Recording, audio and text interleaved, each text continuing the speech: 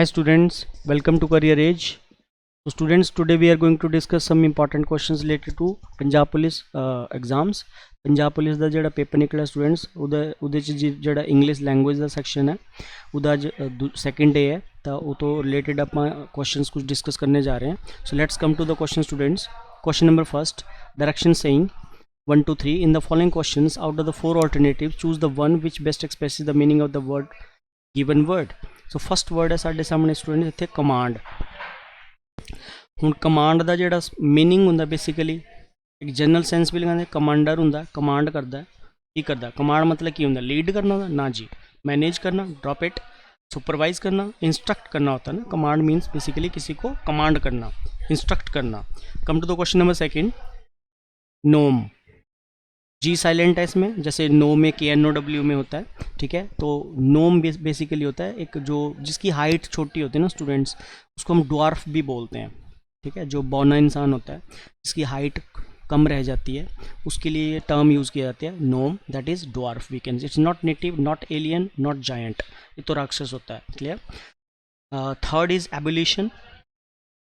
Abolition का जो right answer बनेगा students that would be washing. Abolition is not censure, it's not forgiveness, not absolution. Washing would be the right answer.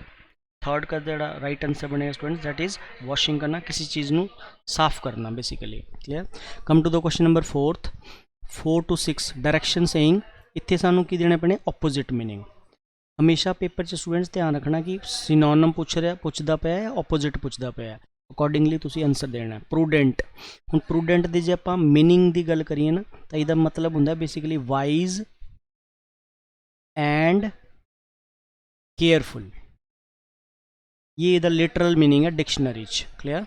Wise and careful. तो fourth का जो right answer बनेगा students ये बिल्कुल direct सानू ऑपोजिट मिल गया इत्थे. अनवाइज. वाइज मतलब बुद्धिमान, अनवाइज मतलब जो बेवकूफ़ इंसान है. तो अनवाइज करना, एग्जैक्ट चलते हैं, इडियोटिक मत करना, पुअर भी नहीं होना, सिली भी नहीं होएगा. Come to the question number 5, concise. छोटा करना. कंसाइज मतलब किसी चीज़ नू ब्रीफ करना, शॉर्ट कर देना. Brief we can say, short we can say, cut we can say, है ना. तो लेंथी हो जाएगा. किसी चीज़ नू बढ़ाना, बड़ा करना. Affirmation. Question number 6, affirmation. Affirmation होता है किसी चीज़ को मतलब सहमति दे देना, मान लेना, कंसीडर कर लेना. इधर ऑपोजिट की होएगा डिनाई करना, किसी चीज़ को मना करना.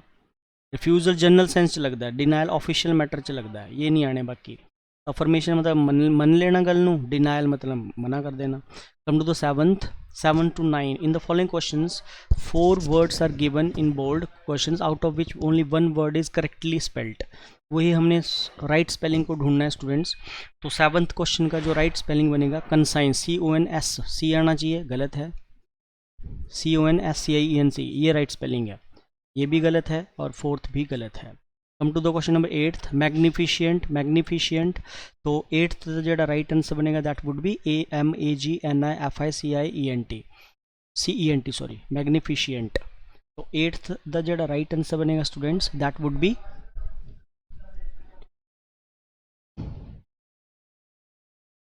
B.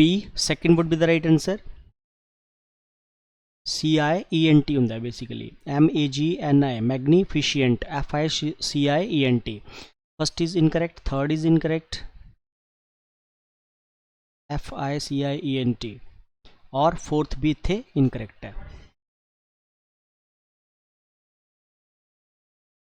इतने सेकंड और थर्ड स्पेलिंग थोड़ी मिस्टेक लगती है क्योंकि सेम ही लग रही है स्पेलिंग, हो सकता है कुछ टाइपिंग मिस्टेक है. MAGNI FICIENT. सेकंड और थर्ड स्पेलिंग एक्चुअली ये सेम ही स्पेलिंग है, ये दोनों ही थे, मतलब गलत टाइप किया है. वैसे राइट स्पेलिंग ये थर्ड और सेकंड बनती है इतने जी, पहली तो चौथी गलत है. Come to the question number 9th, renaissance.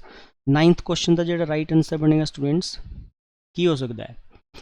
9th the right spelling रेनसेंस की सानू दसनी पैनी. 9th का जो राइट आंसर बनेगा that would B first RENNASSANCE, AISSANCE, बाकी स्पेलिंग गलत हैं जी, ठीक है. रेनसेंस की फर्स्ट स्पेलिंग साड़ी राइट है. Come to the question number 10th, in the following questions 4 alternatives are given for the idiom phrase. Idiom phrase दिता है, मुहावरा है, like wild wire, wild fire, like wild fire. Okay, तो इधर सानू meaning देना पैना 10th का। लाइक वाइल्ड फायर मीनस होंगे रैपिडली, देखो ना फायर फायर आ गया मतलब आग की तरह तेज, रैपिडली तेज, not partially not slowly, here and there गलत है।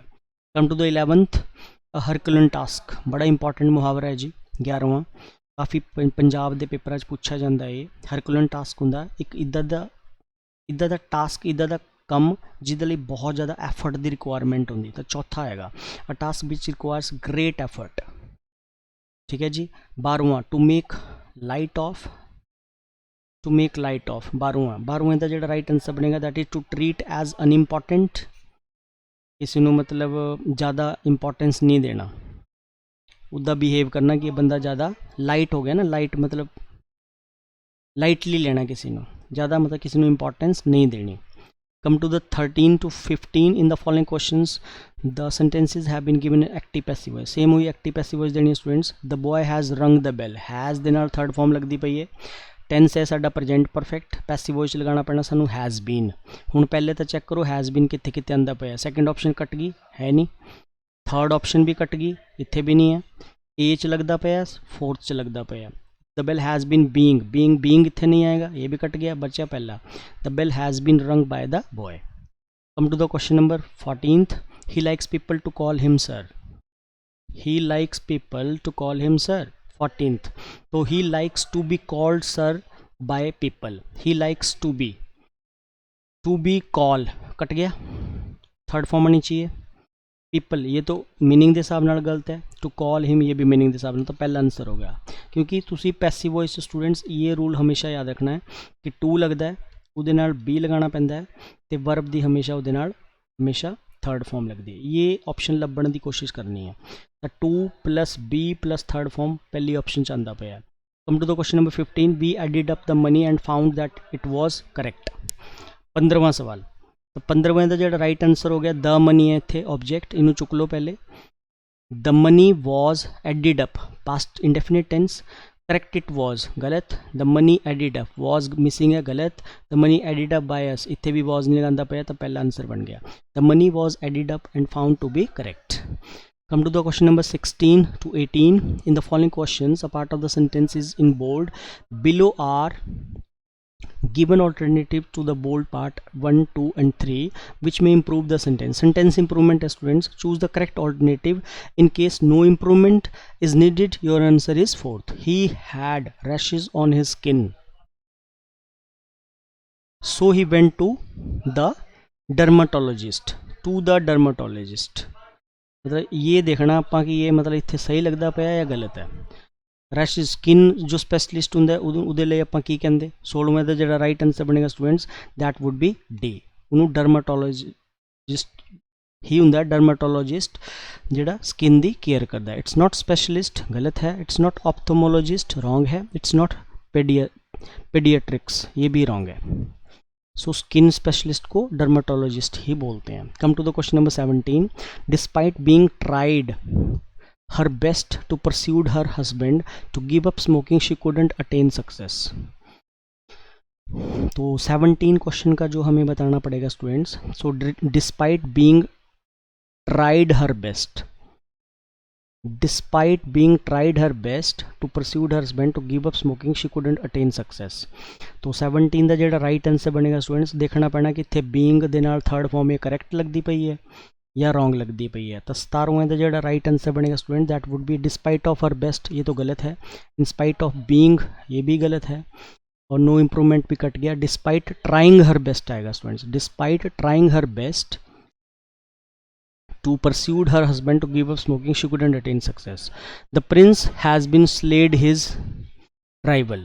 हुण ये वर्ब का कॉन्सैप्ट है, स्लेड वर्ब इत्थे लगांदा पिया है। ओके देखो स्ले वर्ब हुंदी है स्टूडेंट्स SLAY, इहदा मतलब होंदा किसी नूं किसी दा गला कट देना, मार देना, किसी नूं किल कर देना। इहदी सैकेंड फॉर्म हुंदी है स्लीव, ते इहदी थर्ड फॉर्म हुंदी है स्टूडेंट्स स्लेन। वर्ब दे उत्ते ये सेंटेंस इंप्रूवमेंट बनाया इन्होंने। स्लीव्ड कोई स्लेड कोई वर्ड नहीं है, तो नो इम्प्रूवमेंट कट गया। हैज़ स्लीव रॉन्ग है, हैज़ दे नाल थर्ड फॉर्म लगता है, स्लीव है बट वो सेकंड फॉर्म है, विल स्लीव होना ही नहीं है, सी आंसर होगा। तो 18 में द राइट आंसर बनेगा C. Come to the question number 19 and 20, misspelled word, sentence has an error, sorry error omission है, the number of that part is the answer, if there is no error your answer is fourth, that is no error। Statement है उसको option में break किया हुआ A B C D 1 2 3 4 में, अगर हमें no error लगता है तो फोर्थ आंसर होगा, तो हमने देखना पड़ेगा। Most of the patients who were diagnosed before 1996 as having AIDS has already died, okay.